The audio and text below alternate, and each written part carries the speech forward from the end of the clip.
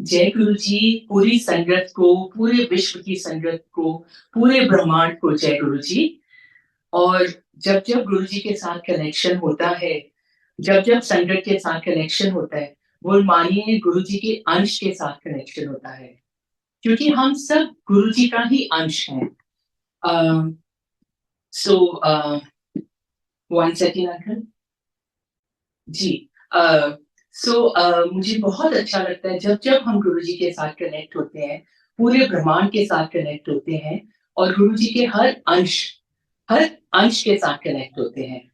और जैसे कहते हैं ना, गुरु बिन घोर अंधार, गुरु बिना समझ ना आवे, गुरु बिन सुरत ना सिद्ध, गुरु बिना मुक्त ना पावे।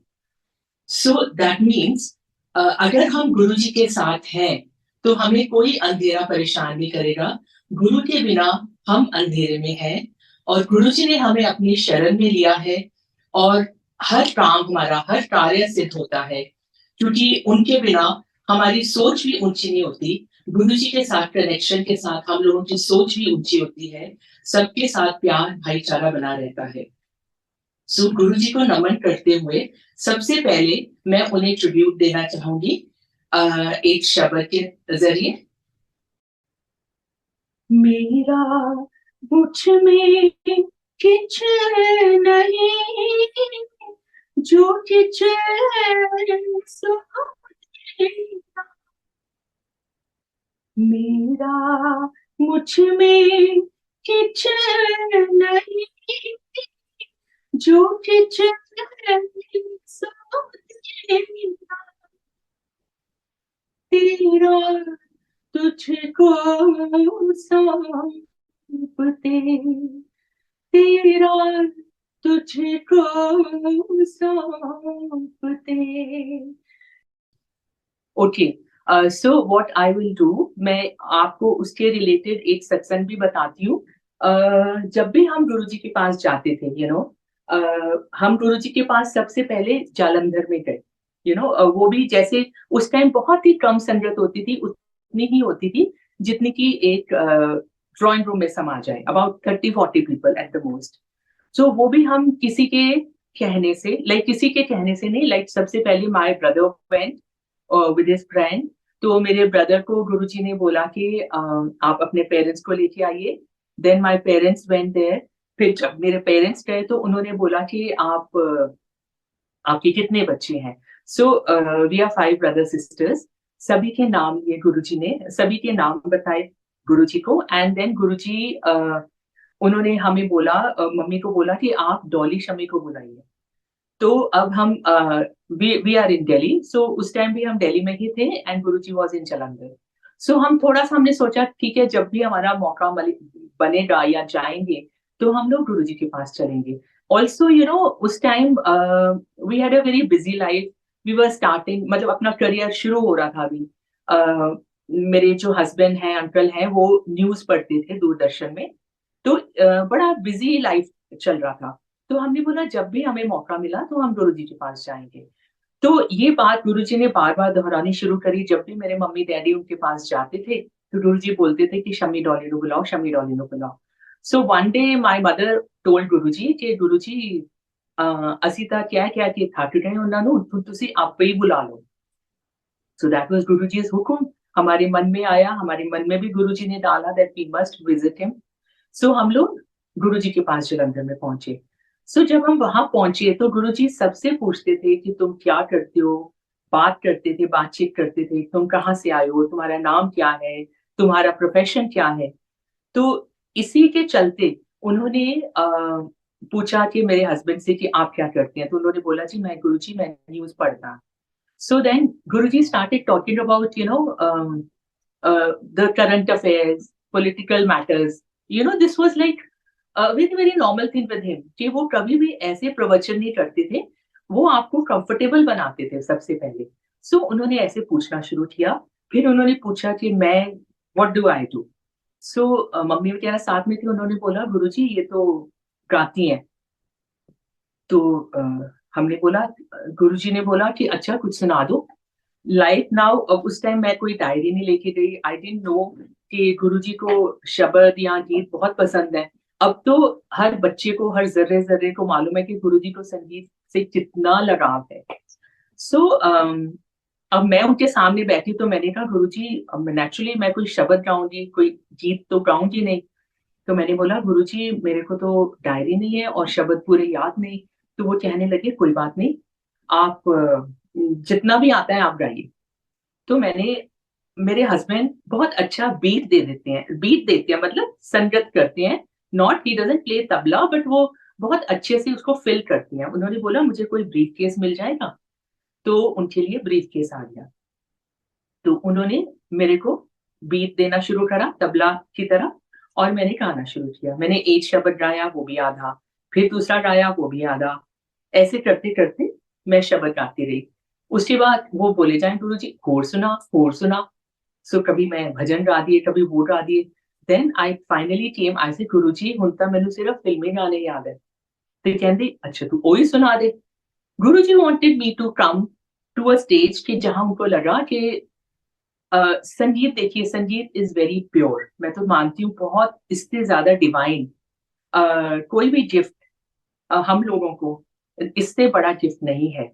बिकॉज म्यूजिक इज समथिंग जिसमें आप टोटल डूब जाते हैं, डूब के गाते हैं, और आप उसको तभी गा सकते हैं जब आपके अंदर बहुत पैशन और बहुत अ, संगीत के प्रति लगाव भरा हो, बहुत प्यार हो।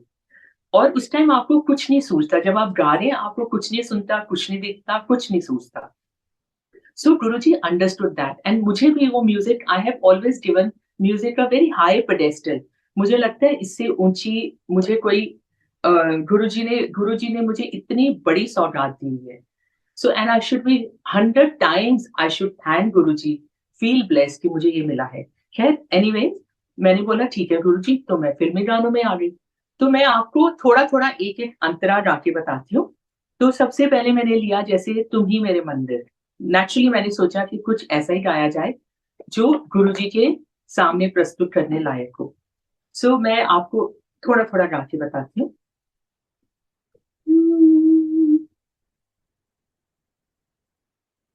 तुम ही मेरे मंदिर, तुम ही मेरी पूजा, तुम ही देवता हो, तुम ही देवता हो। कोई मेरी आंखों से देखे तो समझे कि तुम मेरे क्या हो, कि तुम मेरे क्या हो। तुम ही मेरे मंदिर, तुम ही मेरी पूजा, तुम ही देवता हो, तुम ही देवता। मैं हूँ एक छोटी सी माटी की गुड़िया, तुम ही प्राण मेरे, तुम ही आत्मा। कोई मेरी आंखों से देखे तो समझे कि तुम मेरे क्या हो, तुम ही देवता हो। तो इसी तरह गाते गाते then we came to one Punjabi song. हमने क्योंकि गुरुजी पंजाबी भाषा में बोलते थे काफी, तो एक पंजाबी गीत मैंने गाया जो अल्टीमेटली गुरुजी को इतना पसंद आया कि हर बार जब हम गुरुजी के सामने माथा टेकते थे तो गुरुजी बोलते थे, चल बह जा, अपने जोरू दे गुलाम नु क्या तबला बजाऊंगा, और सुना दे अखियां च तू वसदा। So I will again as a tribute to Guruji, मैं आपको एक अंतरा उसका सुनाती हूँ।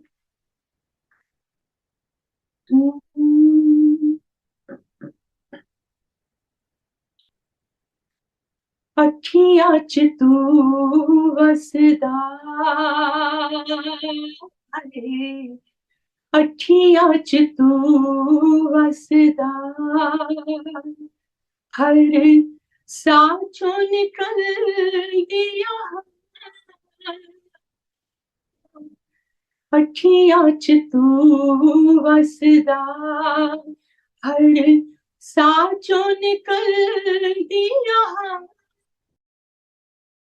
अखियां च तू वसदा अखियां च तू वसदा पुछदा ए दिल चंदरा किथे गए उमरा दे हानी अखियां चो जाने अतरू जिवें वगदे खुआं दा पानी अखियां च तू वसदा अखियां च तू वसदा हर साचो निकल दिया दे गा अखियां च तू वसदा अखियां च तू वसदा अखियां च तू वसदा। जय गुरु जी। अब मैं आपसे कुछ सत्संग शेयर करती हूँ। गुरु जी के पास जब हम शुरू में गए थे तो एक तो वो बिल्कुल ही संगत के बीच में अपना चलते फिरते रहते थे। हम सुबह पहुंचते थे वहां कोई 11 बजे और रात को 12 बजे 1 बजे वो छुट्टी देते थे। तो हम अक्सर क्या करते थे, my parents are in Chandigarh, तो हम लोग चंडीगढ़ चले जाते थे और फिर हम चंडीगढ़ से वहां आते थे। तो इसी तरह गुरुजी हमें काफी लेट छुट्टी देते थे। जैसे जो कुछ संगत जैसे लुधियाना से आ रखी होती थी, कोई गोबिंदगढ़ से आई है, कोई चंडीगढ़ से आई है, सो वो बारी बारी एक कॉन्वॉय बना के सबको भेजते थे। बोलते थे कि चलिए आप चलिए, अब चंडीगढ़ वाली संगत आप चलिए, फिर थोड़ी देर में अब लुधियाना वाली संगत आप चलिए, क्योंकि वो हमारे लिए एक तरह का रास्ता क्लियर करके चलते थे। वो देखते थे क्योंकि गुरुजी के पास जाना, आप जाएंगे तो आप गुरुजी को आप अपना हाथ देके आपको बुलाएंगे, लेकिन आप जब तक घर नहीं पहुंचते, गुरुजी उसको अपनी जिम्मेदारी समझते थे कि मेरी संगत बिल्कुल घर में आराम से पहुंचे। और उन दिनों में अगर आपने देखा होगा थोड़ा सा टेररिज्म का भी जमाना चल रहा था, and he used to make sure कि हम रात को चाहे कितना भी लेट जाएं, लेकिन हम इस टाइम पे जाएं कि कभी किसी को कोई तकलीफ ना हो। So that was one. Also, गुरुजी अपनी संगत को बहुत ऐश कराते थे। कहीं ना कहीं किसी का स्कूल ओपनिंग होता था, किसी की शादी होती थी, किसी का बच्चे का जन्मदिन होता था। सो गुरुजी अपनी पूरी संगत को साथ लेके चलते थे। इट वाज लाइक अ मेला। और उनके साथ मतलब लगता ही नहीं था, हम लोगों की आंखों पे पड़ती थी। हमको कभी भी जहन में नहीं आया कि गुरुजी क्या है। गुरुजी साक्षात भगवान है, महाशिव है। आप आपकी जो भी आस्था जिसमें है, आप गुरु नानक जी को मानते हैं तो वो गुरु नानक जी का स्वरूप थे। अगर आप साईं बाबा को मानते हैं तो वो साईं बाबा का स्वरूप दिखाते थे। तो उनकी आपकी जो भी आस्था थी, गुरुजी ने कभी नहीं बोला कि आप मंदिर नहीं जाओ, गुरुद्वारे नहीं जाओ, आप हर जगह जाइए, लेकिन हर जगह गुरुजी का अस्तित्व आपको मिलता था। सो वो पूरी संगत को साथ लेके चलते थे और बड़ा ही मजा आता था। रास्ते में पिकनिक करते हुए जा रहे हैं, कहीं पे बैठ जाते थे, सबको चाय पिलाते थे। और कई बार ऐसा वो ढाबा चूज करते थे जो बिल्कुल जैसे चलता ही नहीं है बेचारा। एक दो बार ऐसा हुआ कि एक बिल्कुल ही एक जैसे कोई उसमें है ही नहीं, कोई रौनक नहीं है, कोई लोड नहीं है वहां। और गुरु जी ने सारी संगत को बोला कि यहाँ आज हम लंगर खाएंगे।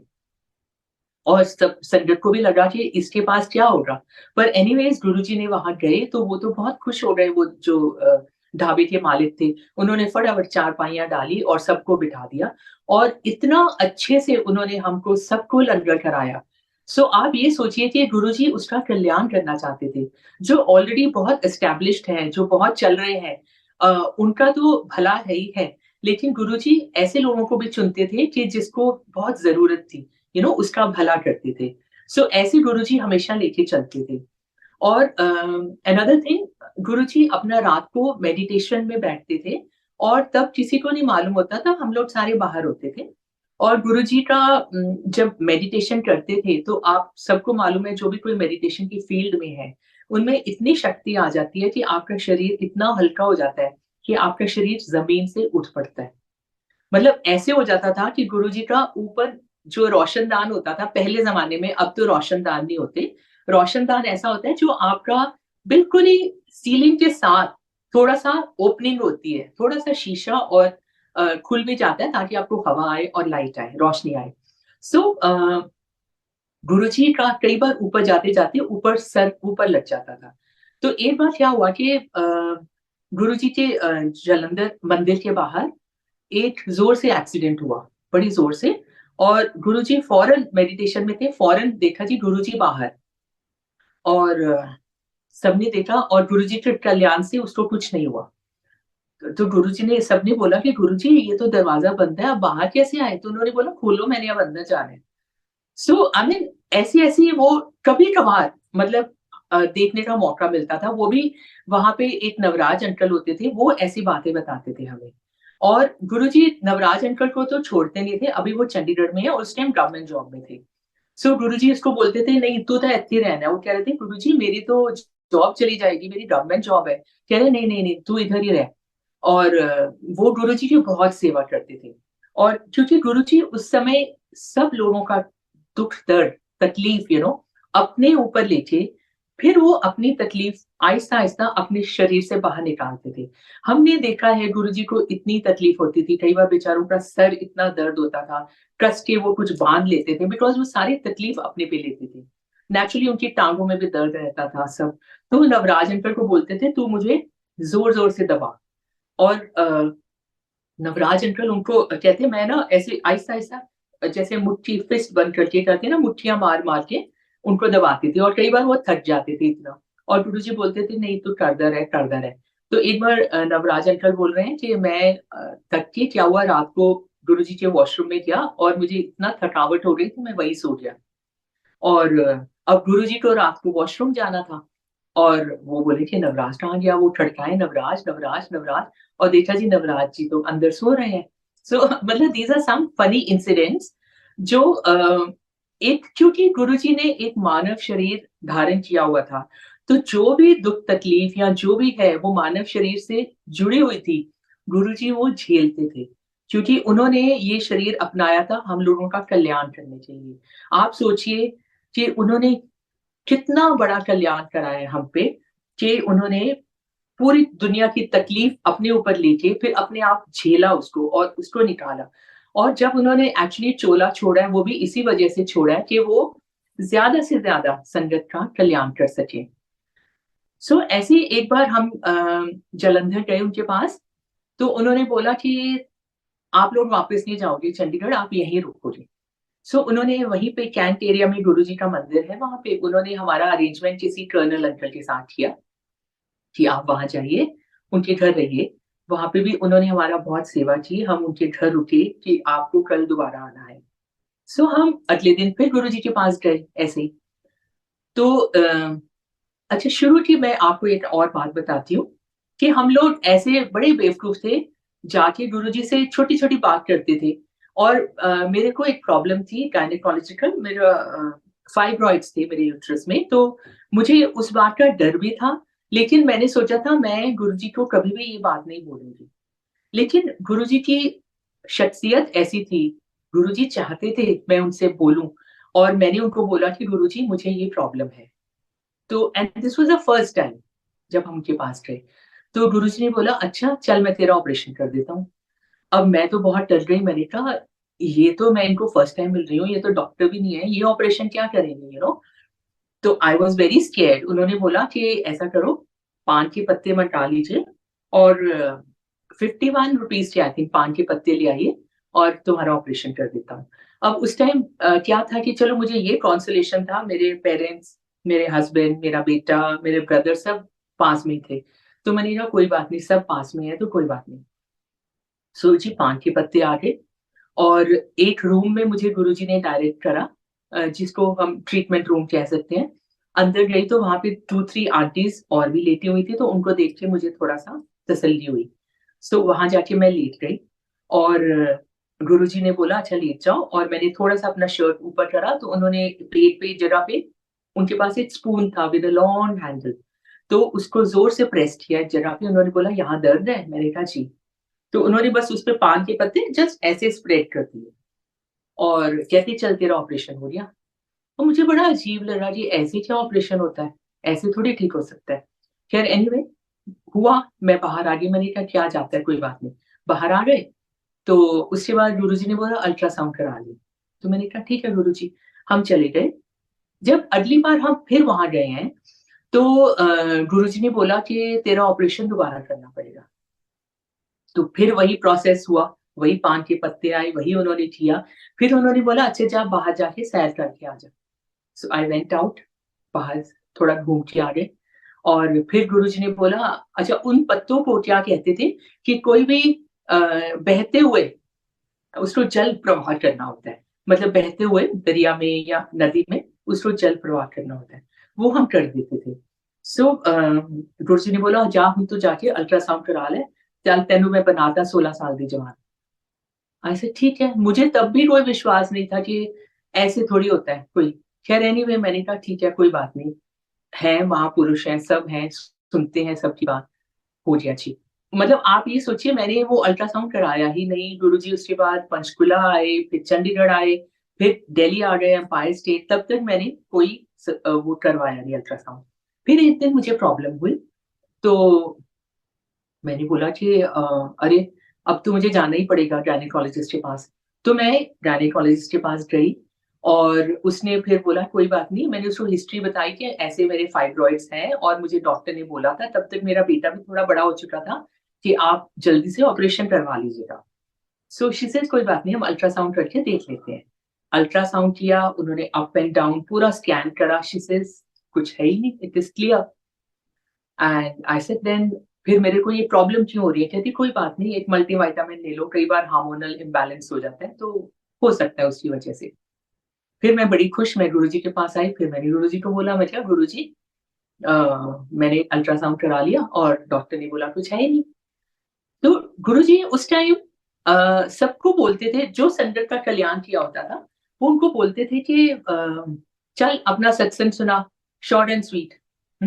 तो हम लोग ये भी सोचते थे कि गुरुजी ऐसा क्यों बोलते हैं, वो क्यों सबके सामने वो करते हैं। कुछ लोग बोलते भी थे गुरुजी क्यों ऐसे शो ऑफ करते हैं, ये वो है करके।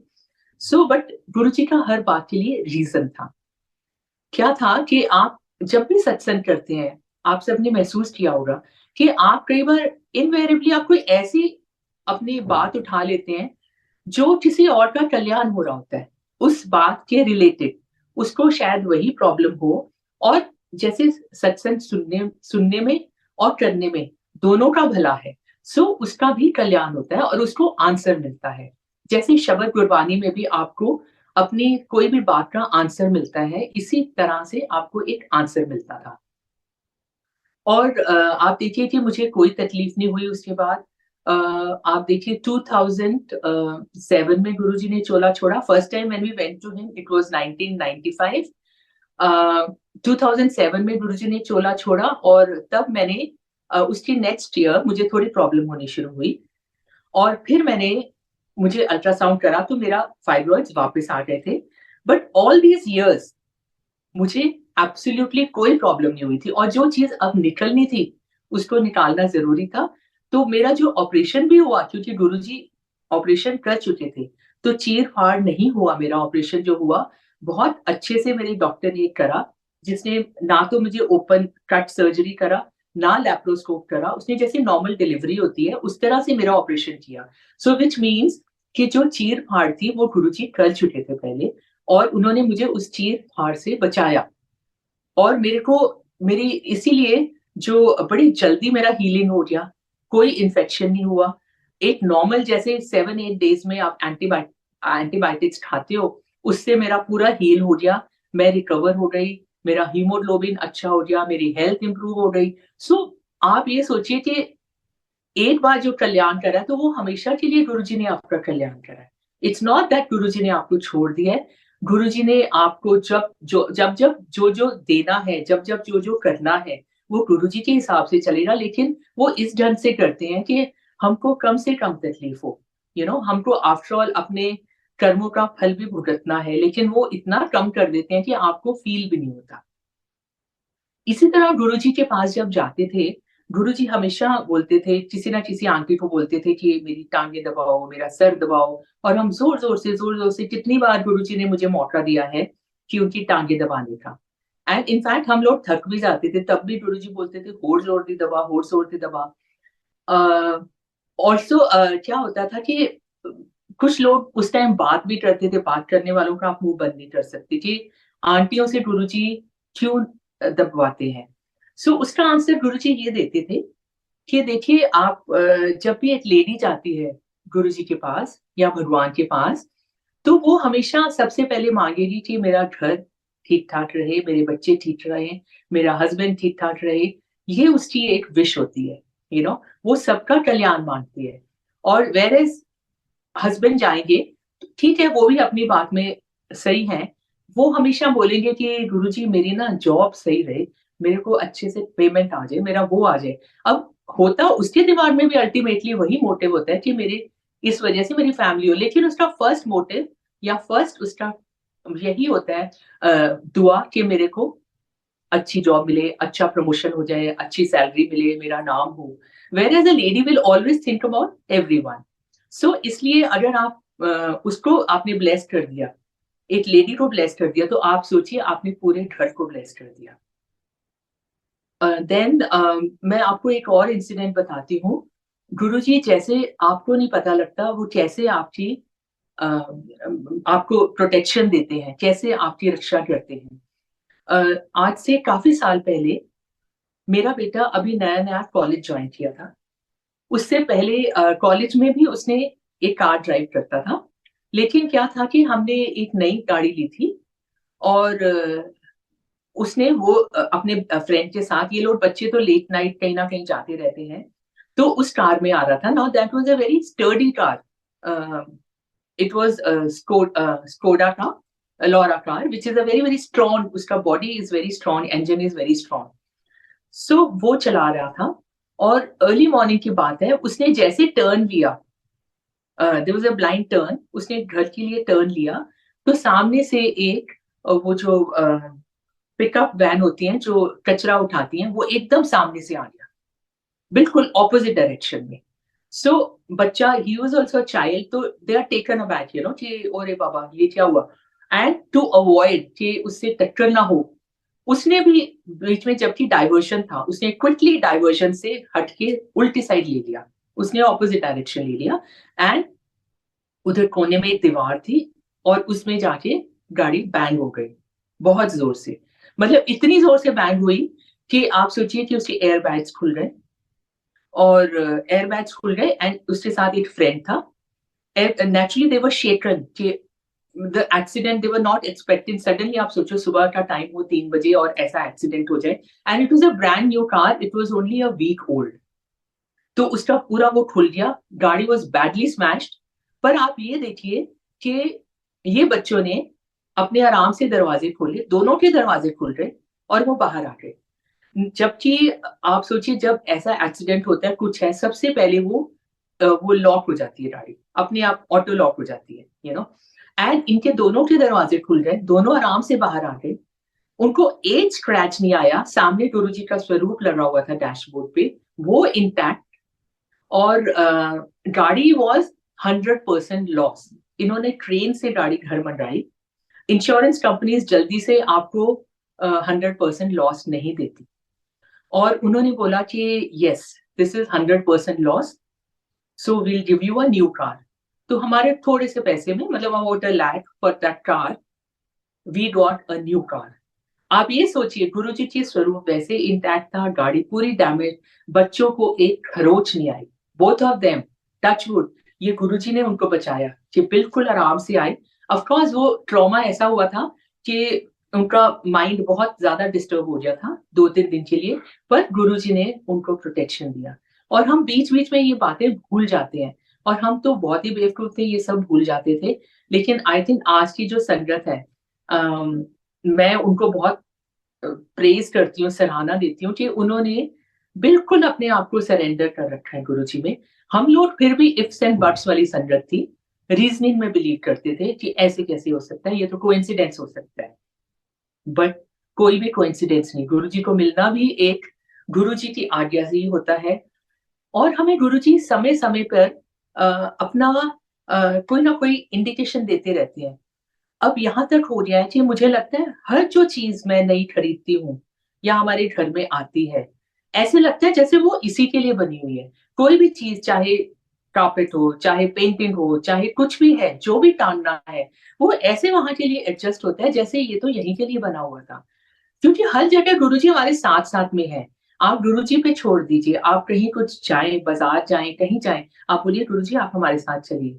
तो आपको जो आपके माइंड में बातें आएँगी, वो गुरुजी ही डालते हैं। और अनदर थिंग इज़ कि वी आर वेरी लकी कि गुरुजी हमारे जहाँ हम रहते हैं, ह I mean it's a very nice peaceful colony, but ये नहीं कि वो बिल्कुल ही बाहर है, it's in the heart of city. और हमारे पास हमारे साथ वाले प्लॉट में रोज़ पीकॉक्स आते हैं, रोज़ मोर आते हैं और वो डांस करते हैं। और हमारी पूरी कॉलोनी में आप देखिए इतने सारे घर हैं, बट वो हमारे घर के साथ ही आते हैं, रोज़ अपनी-अपनी नज़ारे दिखाते हैं। एक फैमिली आती है, पूरी छोटे-छोटे बच्चे आते हैं, फिर वो बड़े हो जाते हैं, वो डांस करके दिखाते हैं हमें, घूमते रहते हैं, फिर वो फैमिली जब चली जाती है, नेक्स्ट ईयर दूसरी फैमिली आ जाती है। और हम उनको दाना डालते हैं, मेरे हस्बैंड का रूटीन है कि उनको मटका डालते हैं, फिर कितने कबूतर आ जाते हैं। So I mean it is such a beautiful sight. आप इतना नेचर की इतना क्लोज़ फ़ील करते हो। और ये सब इतनी खूबसूरत चीज़ें, गुरुजी इतना अच्छा दिन स्टार्ट करते हैं कि हमारे साथ आस-पास सारी खूबसूरत कितनी सुंदर चीज़ें, इतना मन इतना शांत होता है, gives you such positive vibrations. Also तितलियाँ तो सारा टाइम घूमती रहती हैं, उधर से उधर, कभी व्हाइट, कभी yellow. So all these things are indication of Guruji's blessings. They are always there with us. और I feel overwhelmed and blessed also कि गुरुजी इतना ज़्यादा हम पे मेहर करते हैं। इसी तरह वो पूरी संगत पे मेहर करते हैं। और आप ये बिल्कुल निश्चिंत हो जाइए, आप हम सब बहुत लकी हैं कि इस जन्म में हमें गुरुजी का आसरा मिला, गुरुजी की शरण में हम आए और हम सबको उन्होंने प्रोटेक्ट करा हुआ है। अ अब मैं एंड में एक गुरुजी को ऑफरिंग देती हूँ। अल्लाह तेरो नाम, ईश्वर तेरो नाम, अल्लाह तेरो सबको सन्मति दे भगवान, तेरो नाम, अल्लाह तेरो नाम। सो अंकल आई थिंक इसी के साथ मैं अपना सत्संग समाप्त करती हूँ। मंत्र जाप कर सकते हैं। ओम नमः शिवाय, शिवजी सदा सहाय। ओम नमः शिवाय, गुरुजी सदा सहाय। जी uncle has come, so he'll now share a little bit. Oh hi. हाँ, ये जय गुरु जी, शुक्राना गुरु जी। चलिए, तो अभी डॉली आंटी ने तो आपको सब कुछ बता ही दिया कि हम लोग किस तरह से जुड़े। और अ, इनके पेरेंट्स की वजह से हमें मौका मिला। ये हमारा सौभाग्य है कि हम गुरु जी को हबहू और उस अवस्था में देख सके। और ये उनसे बातचीत हुई और हम लोग बहुत एक दूसरे से मजाक भी करते थे। वो दुनियादारी की बातें जानना चाहते थे क्योंकि मैं मीडिया में था, खबरें पढ़ता था, देश के हालात पे हम लोगों का तबसरा हुआ करता था, बातचीत हुआ करती थी, गुफ्तगू हुआ करती थी। और कभी लगा नहीं कि कोई फॉर्मेलिटी थी उनके साथ, बल्कि अपने ही कार में लेकर जाते थे, बोलते चलो इधर चलते हैं, उधर चलते हैं। So we feel very blessed. और इसी बहाने संगत के साथ हम जुड़े, मंदिर के साथ जुड़े, आना जाना लगा रहा। बल्कि ये जो गुरु परिवार है, ये हमारा इसका विस्तार होता गया, बहुत बड़ा होता गया। और हम सौभाग्यशाली हैं कि हम उस परिवार का हिस्सा हैं। चलिए, और जब जो पूरी बातें थी हमारे परिवार की, हमारे जुड़ने की, मुझे लगता है विस्तार से डॉली आंटी ने आपको बता ही दिया होगा। तो कभी आगे मौका मिला तो मैं आपके साथ जरूर रूबरू हूँगा, और क्योंकि मैं अपने काम में व्यस्त था तो इसलिए जैसे आदेश हुआ तो मैं आपके सामने आया। और मुझे लगता है कि एक अच्छा खासा टाइम डॉली आंटी ने भी आपके साथ बिता लिया है, तो जी जी हम आगे भी इसी तरह से बात करते रहेंगे। वंस अगेन जी। जय गुरु जी, शुक्राना गुरु जी, और गुरु जी का आशीर्वाद आप सभी पे बना रहे। Thank you so much.